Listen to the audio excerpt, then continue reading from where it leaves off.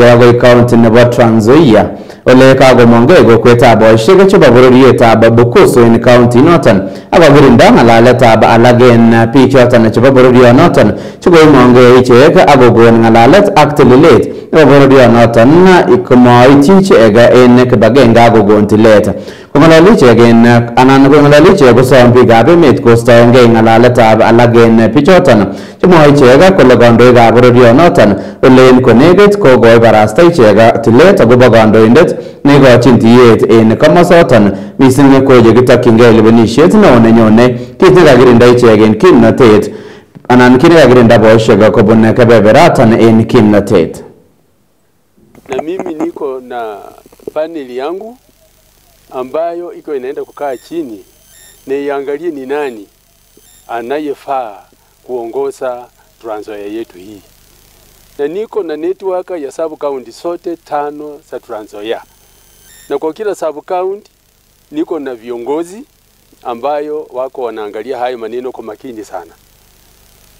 Na mimi ni mshauri. Sitapendelea upande wowote. Yule wasee wa Trans Nzoia watasema huyu ndiye anatosha. Huyo ndio mimi pia na paneli yangu tutawekea mkono.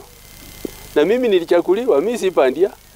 Wale watu mlienda jana kuendozi yule kijana wetu. Mlitoa idhini wapi? Mlitoa kwa nyumba gani? Mlitoa kwa viongozi gani? Wakawapa ruhusa. Mimi siwajui na siwatambui.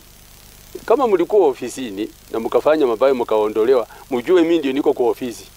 Na hii kiti sijakaliwa kwa uoka. Nimekalia kwa nguvu yote na maarifa yote kwa sababu nikiangalia nyuma yangu niko na watu ambao walinichagua.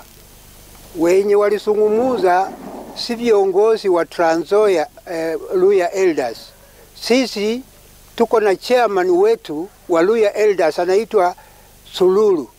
Hakuna chairman mwingine Trans Nzoia wa Luhya Bukusu kama wala ambao walikuwa nasungumuza jana.